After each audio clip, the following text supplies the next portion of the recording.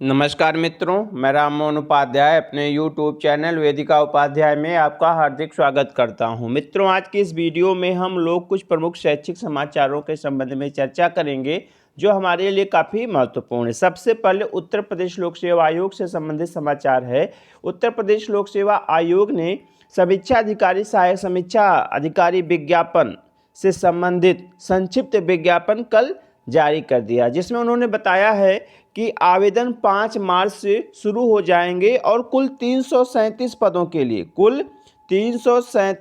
के लिए आवेदन लिए जाएंगे, जिसमें से 109 पद जो है विशेष सेवा के हैं, ठीक है, और 228 पद आपके सामान्य सेवा के हैं। तो यह महत्वपूर्ण है क्योंकि एक लंबे अरसे के बाद, मुझे लगता 2017, मैंने कल इससे संबंधित एक वीडियो बनाई थी, तो 2017 के बाद कभी समीक्षा अधिकारी, सहायक समीक्षा अधिकारी का विज्ञापन जारी नहीं हुआ है। तो एक लंबे समय से अभ्यर्थी इसका इंतजार कर रहे थे, तो आयोग ने जारी कर दिया है और आज से जो है, आज विस्तृत विज्ञापन जारी हो जाएगा। उसमें आप लोग अपना सब देख लीजिएगा कि जो क्या क्या क्वालिफिकेशन है, एज कितनी है, पाठ्यक्रम क्या है, सारी चीज़ें जो है आज लोक सेवा आयोग अपनी वेबसाइट पर प्रदर्शित कर देगा। तो एक बार पूरी न्यूज़ हम लोग पढ़ लेते हैं। ARO के आवेदन आज से सामान्य चयन के 228 और विशेष चयन के 109 पदों पर होनी है भर्ती। 1 अगस्त को प्रारंभिक परीक्षा। आयोग ने जो परीक्षा कैलेंडर जारी किया था उसमें परीक्षा की जो टेंटेटिव तिथि है वह 1 अगस्त है। समीक्षा अधिकारी सहायक समीक्षा अधिकारी ARO के 337 पदों पर भर्ती के लिए ऑनलाइन आवेदन की प्रक्रिया 5 मार्च से शुरू होने जा रही है। इसके लिए उत्तर प्रदेश लोक सेवा आयोग शुक्रवार को अपनी वेबसाइट पर विस्तृत विज्ञापन जारी कर देगा। आयोग के वर्ष 2021 के कैलेंडर में समीक्षा अधिकारी, सहायक समीक्षा अधिकारी 2021 की प्रारंभिक परीक्षा 1 अगस्त को प्रस्तावित है। ARO के पदों पर भर्ती के लिए पिछला विज्ञापन वर्ष 2017 में जारी किया गया था। इसके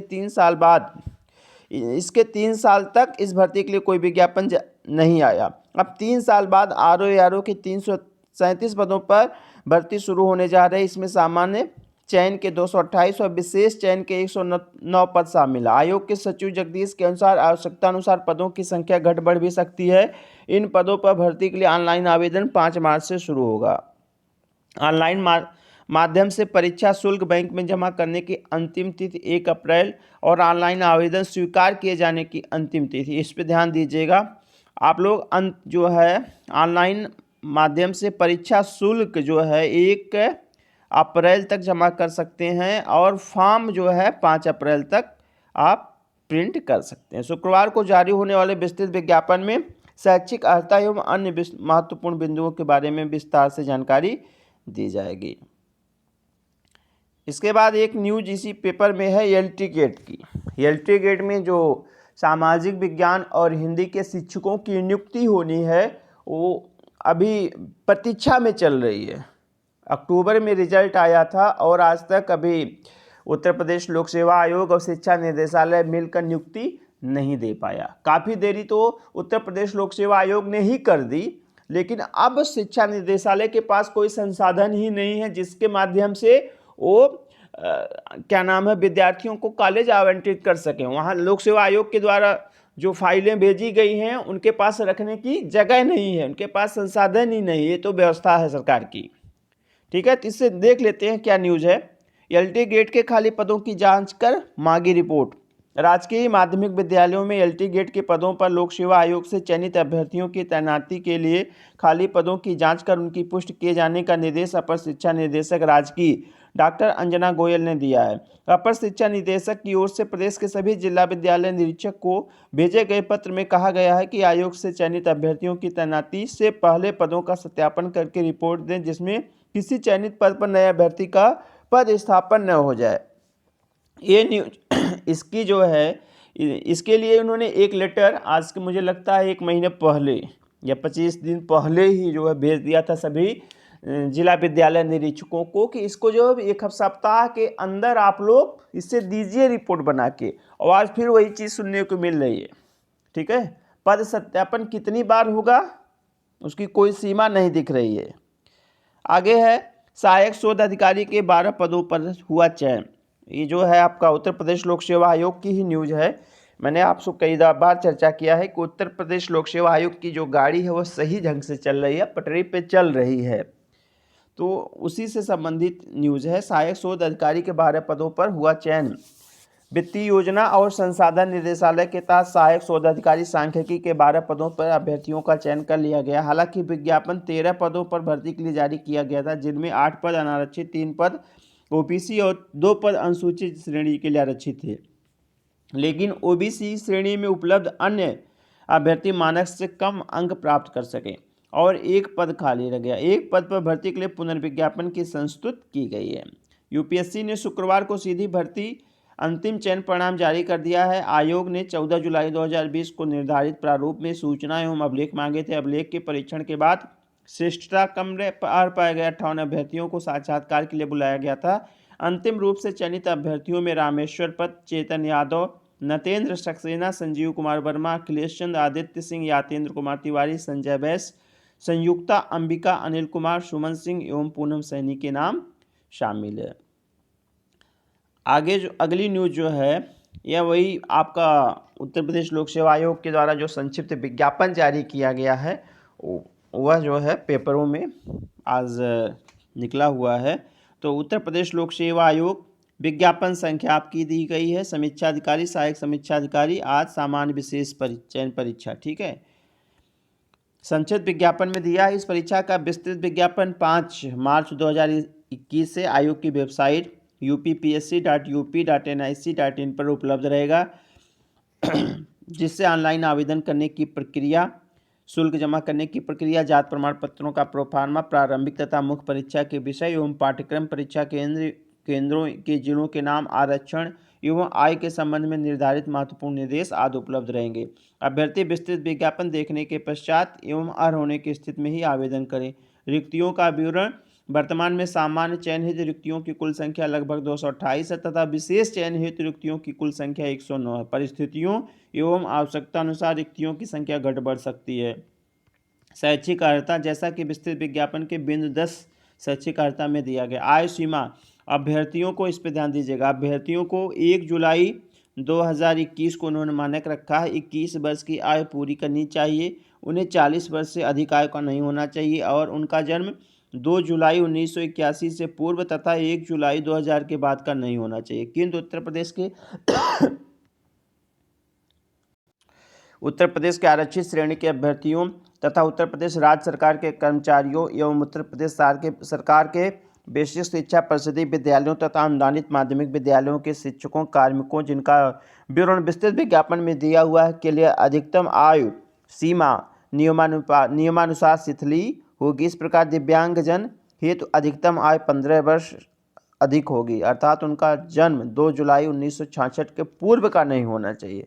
ऑनलाइन आवेदन प्रारंभ होने की तिथि 5 मार्च 2021। ऑनलाइन माध्यम से परीक्षा शुल्क बैंक में जमा करने की अंतिम तिथि 1 अप्रैल और ऑनलाइन आवेदन स्वीकार किए जाने की अंतिम तिथि 5 अप्रैल, ठीक है। ये कल के जो है नोटिफिकेशन सचिव के द्वारा जारी हुआ है।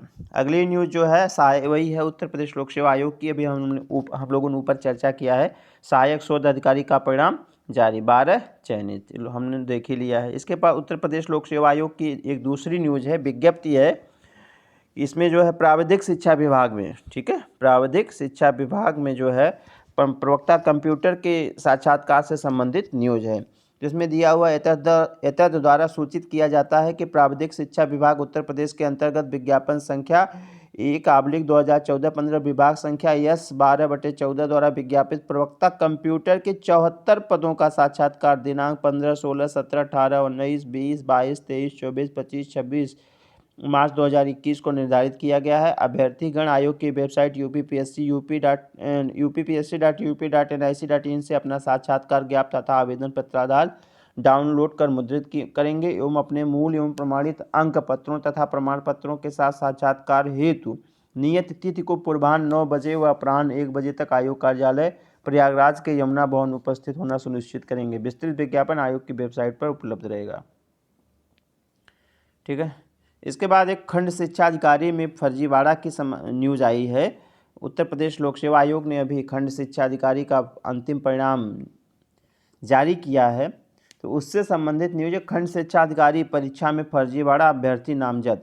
उत्तर प्रदेश लोक सेवा आयोग की खंड शिक्षा अधिकारी की परीक्षा में फर्जी प्रमाण पत्र लगाकर नौकरी हथियाने की कोशिश का मामला सामने आया है। अनुभाग अधिकारी परीक्षा 6 ने सिविल लाइंस थाने में प्रणव नामक एक अभ्यर्थी के खिलाफ धोखाधड़ी समेत कई धाराओं में रिपोर्ट दर्ज कराई है। 16 अगस्त 2020 को खंड शिक्षा अधिकारी की प्रारंभिक परीक्षा हुई थी। 1 अक्टूबर को परिणाम घोषित किया गया था। फिर सफल अभ्यर्थियों से शैक्षिक अभिलेख जमा कराए गए थे। प्रणव पुत्र अशोक कुमार गुप्ता निवासी लक्ष्मी निवास अपोजिट सेंटर, ललौनी जनपद फतेहपुर ने बीएड प्रमाण पत्र संलग्न किया था। मुख्य परीक्षा का परिणाम 30 जनवरी 2021 को जारी किया गया था। मूल अभिलेखों का सत्यापन 8, 9 और 10 फरवरी को किया गया। प्रणव का बीएड का प्रमाण पत्र संदिग्ध लगा। इसे जारी करने वाली संस्था से आयोग ने जांच कर आख्या देने के लिए कहा। 25 फरवरी को जांच आख्या मिली, उसमें कहा गया कि यह प्रमाण पत्र जारी नहीं किया गया। Inspector civil lines Ravindra Pratap Singh का कहना है, तहरीर के आधार पर रिपोर्ट दर्ज कर मामले की जांच की जा रही है। जो इस तरह के फर्जीवाड़े में शामिल होंगे उनके खिलाफ कार्रवाई होगी। ये सब जो है बहुत आज के समय में इसका ट्रेंड हो गया है। इसके बाद उत्तर प्रदेश लोक सेवा आयोग की ही एक न्यूज़ है कि इधर कुछ सालों से उत्तर प्रदेश लोक सेवा आयोग जो है परिणाम जो है, सभी अभ्यर्थियों का परिणाम जो है मार्क्स नहीं जारी कर रहा, उससे संबंधित न्यूज़ है। उत्तर प्रदेश लोक सेवा आयोग ने प्रतियोगी परीक्षाओं में कुछ बदलाव किए हैं जो प्रतियोगियों को रास नहीं आ रहा। इसे लेकर उनके प्रतिनिधिमंडल ने गुरुवार को आयोग के कार्यालय जाकर अध्यक्ष डॉक्टर प्रभात कुमार को संबोधित मांग पत्र सौंपा। मुख्य मांग 2020 व 21 में अभी तक जारी हुए समस्त परिणामों के सफल असफल अभ्यर्थियों का अंक पत्र सार्वजनिक करने की बात आई है। प्रतियोगियों ने समीक्षा अधिकारी, सहायक समीक्षा अधिकारी परीक्षा से लोबिल खत्म करने, संशोधित उत्तर कुंजी जारी करने और हर भर्ती में वेटिंग लिस्ट जारी करने की मांग की है। तो होना ही चाहिए। प्रतियोगी रोहित यादव ने कॉपी स्कैन करके दिखाने जिस माध्यम से फॉर्म भरे उसी में परीक्षा देने और सीधी भर्ती में लिखित परीक्षा के अंक भी जोड़ने की मांग की है। आयोग की ओर से कहा गया कि इस मामले का निस्तारण किया जाएगा। देखिए, इसके बाद जो है एक न्यूज़ है, प्रधानाध्यापक पद के लिए 6 माह पहले हुआ था डीपीसी। अच्छा, पदस्थापन आदेश का इंतजार। यह राजकीय इंटर कॉलेजों से संबंधित न्यूज़ है। उत्तर प्रदेश के राजकीय माध्यमिक कॉलेज में तैनात शिक्षकों के पदोन्नत पद दिए जाने के लिए उनसे कॉलेज का विकल्प लिया जा रहा। इसमें पुरुष संवर्ग की तैनाती होनी है, जबकि महिला संवर्ग की पदोन्नत भी 6 माह पहले हो चुकी है और पदस्थापन के लिए विकल्प भी मांगा गया, लेकिन अब तक आदेश जारी नहीं हुआ। इससे शिक्षिकाओं में नाराजगी है। निदेशालय की ओर से कहा गया है कि प्रकरण माध्यमिक शिक्षा निदेशक स्तर पर लंबित है, जल्द ही आदेश जारी होगा। राजकीय माध्यमिक कॉलेजों में तैनात शिक्षिकाओं का प्रधानाध्यापक पद के लिए लगभग 6 माह पहले ही विभागीय पदोन्नत कमेटी की बैठक हुई थी। इसमें शिक्षिकाओं को पदोन्नत करके उनसे लगभग 2 माह पहले पदस्थापन के कॉलेजों का विकल्प मांगा गया था। अब तक महिला संवर्ग का पदस्थापन आदेश नहीं हुआ। शिक्षिकाएं इसकी राह देख रही हैं। अब पुरुष संवर्ग से विकल्प मांगने पर उनमें नाराजगी भी। इसी तरह एलटी पुरुष संवर्ग से प्रवक्ता के लिए पदोन्नत अब तक नहीं हो पाई। इसको लेकर एलटी पुरुष संवर्ग के शिक्षकों में नाराजगी है। ऐसे ही एलटी महिला की प्रवक्ता के लिए हिंदी सहित कई विषयों की डीपीसी होनी है। शिक्षा निदेशालय की ओर से कहा गया है कि शिक्षिकाओं से विकल्प को निदेशक माध्यमिक शिक्षा से अनुमोदन को भेजा है, वहाँ जल्द आदेश निर्गत हो सकते हैं। साथ ही एलटी ग्रेड शिक्षकों को पदोन्नत दिलाने के लिए उत्तर प्रदेश लोक सेवा आयोग से संपर्क बना हुआ, तारीख तय होती है, प्रक्रिया पूरी की जाएगी। इसके बाद जो है आपका एडेड जूनियर हाई स्कूल से संबंधित एक महत्वपूर्ण न्यूज़ ये है कि 2 दिन में 14,000 पंजीकरण। ठीक है, आवेदन 1,300। प्रदेश के 3,049 एहसास की सहायता प्राप्त एडेड जूनियर हाई स्कूलों में शिक्षक भर्ती के लिए ऑनलाइन आवेदन शुरू है। 2 दिन में ही गुरुवार शाम 6:30 बजे तक करीब 14,000 से अधिक ने पंजीकरण कराया और 1,300 अभ्यर्थियों ने अंतिम रूप से आवेदन कर दिया। प्रधानाध्यापक के 390 और सहायक अध्यापक के 1,504 सहित 1,894 पदों की लिखित परीक्षा 18 अप्रैल को एक साथ कराई जाएगी। वही चीज़ यहाँ पे बार बार दे रहे हैं। इसके बाद अभी एक न्यूज़ है, शीर्ष 100 में 12 भारतीय शिक्षा संस्थान। अभी जो मैंने आपको कल बताया था कि हमारी जो QS यूनिवर्सिटी रैंकिंग होती है, ठीक है, तो QS ने जो रैंकिंग जारी की है उसमें 12 संस्थानों को जो है टॉप 100 में स्थान प्राप्त हुआ, भारतीय संस्थानों को। ठीक, उससे संबंधित यह न्यूज़ है। एक बार आप लोग इसे भी देख लीजिएगा। इसमें शीर्ष पे कौन रहा?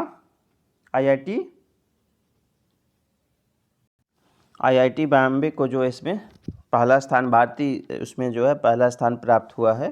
ठीक है, आप लोग इसे देख लीजिएगा, कल की वीडियो में मैंने इसे विस्तार पूर्वक बताया था। इसके बाद जो है एक न्यूज़ है DSSB की। ठीक है, DSSB ने रिक्त पदों पर भरने की प्रक्रिया शुरू की। इसमें कुछ विशेष शिक्षकों का चयन होना है और कुछ अन्य विभागों में भी भर्तियाँ होंगी। DSSB ने रिक्त पदों पर भरने की प्रक्रिया शुरू की। दिल्ली में 1800 से ज़्यादा पदों पर भर्तियाँ होंगी। रोजगार तलाश रहे युवाओं के लिए खुशखबरी है। दिल्ली अधीनस्थ सेवा चयन बोर्ड DSSB ने विभिन्न विभागों में खाली 1800 से ज़्यादा पदों पर भर्तियों के लिए गुरुवार को विज्ञप्ति जारी की है। DSSB ने विभिन्न विभागों के 32 श्रेणियों के रिक्त पदों के लिए विज्ञापन जारी किया है। 15 मार्च से शुरू होगी आवेदन की प्रक्रिया। दिल्ली अधीनस्थ सेवा चयन बोर्ड ने निगम स्कूलों में, आप लोग ध्यान दीजिएगा, निगम स्कूलों में प्राइमरी के विशेष शिक्षकों के लिए 1126 पद। विशेष शिक्षकों का मतलब आपने जो B.Ed या अन्य डिग्री प्राप्त किया हो, वह स्पेशल इसमें हो। ठीक है, वह स्पेशल श्रेणी में हो, उस तब आप अप्लाई कर सकते हो। जैसे है B.Ed आपका विशेष शिक्षा में है, मूक बधिर का है, दृष्टिबाधित का है, मानसिक रूप से मंदित का है। अगर इस कैटेगरी में आपने B.Ed किया है तो आप लोग यहाँ पे अप्लाई कर सकते हैं। दिल्ली परिवहन निगम में सहायक फॉरमैन के 158 और जल बोर्ड में निजी सहायकों के 84 पदों पर भर्तियों के लिए विज्ञापन जारी किया गया है।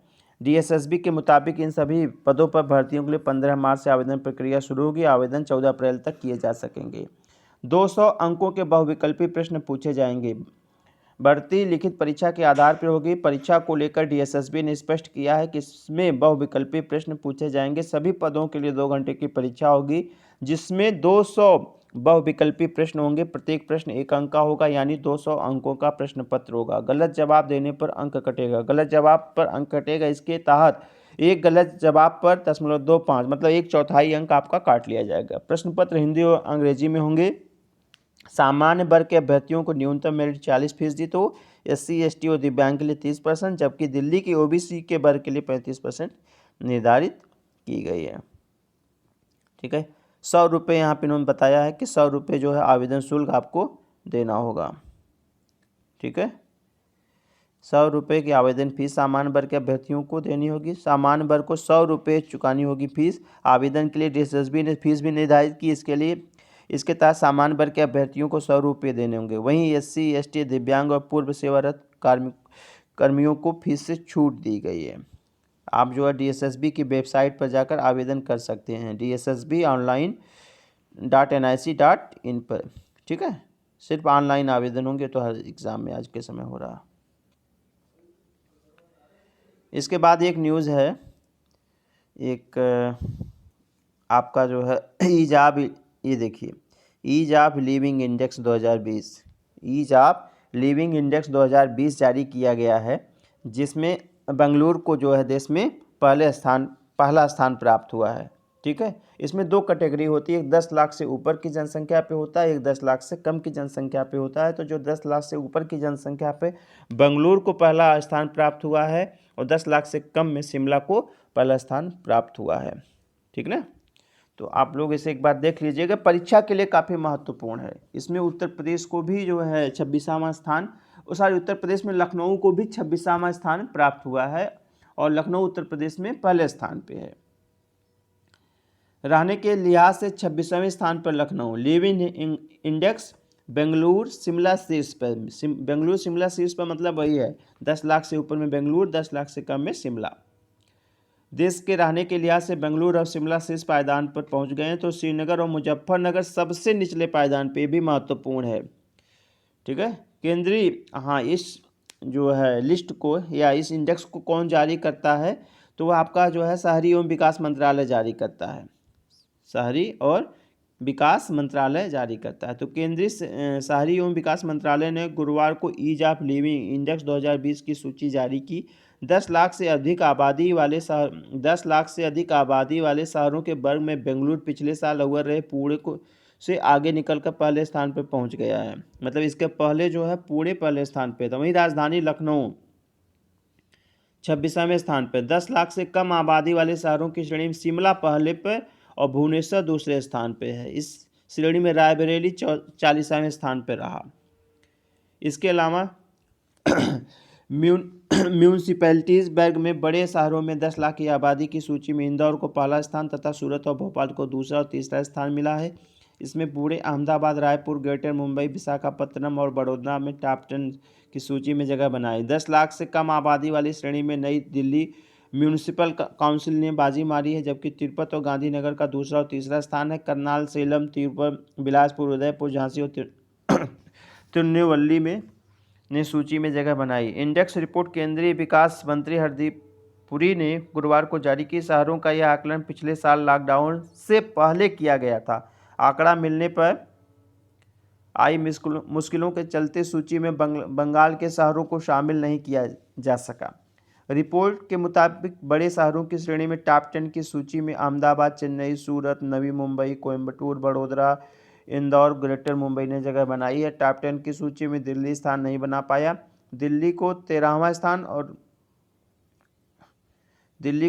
स्थान और गाजियाबाद को 30वां स्थान और फरीदाबाद को 40वां स्थान मिला। मेरठ को 36वां स्थान मिला। ये शहर मानक पर खड़े नहीं पाए गए। 10 लाख से कम आबादी वाले शहरों की सूची में सिलवासा, काकीनाडा, सलेम, बेलूर, गांधीनगर, गुरुग्राम, देवांगीर और तिरुचिरापल्ली टॉप 10 में शामिल है।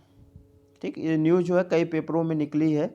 मैंने उसको जो है आप लोगों को के लिए जो है यहाँ पे रखा हुआ है, तो आप इसे देख सकते हैं। ठीक है, मतलब परीक्षाओं के दृष्टि से काफ़ी महत्वपूर्ण है। इस पर मैं एक अलग से वीडियो भी बनाकर आप लोगों को दूंगा। आप लोग इस पेपर में जो भी आज के पेपर में जो न्यूज़ आई है आप उसे एक बार देख लीजिए। ठीक है, तो मित्रों आज की वीडियो में कुल जो प्रमुख शैक्षिक समाचार थे उनको मैंने आप लोगों के समक्ष प्रस्तुत किया, और आपके लिए समाचार निश्चित रूप से महत्वपूर्ण हैं। तो आप इस वीडियो को अधिक से अधिक शेयर करें और हमारे चैनल को सब्सक्राइब एवं वीडियो को लाइक अवश्य करें। आप लोगों को सुनने के लिए बहुत बहुत धन्यवाद। नमस्कार।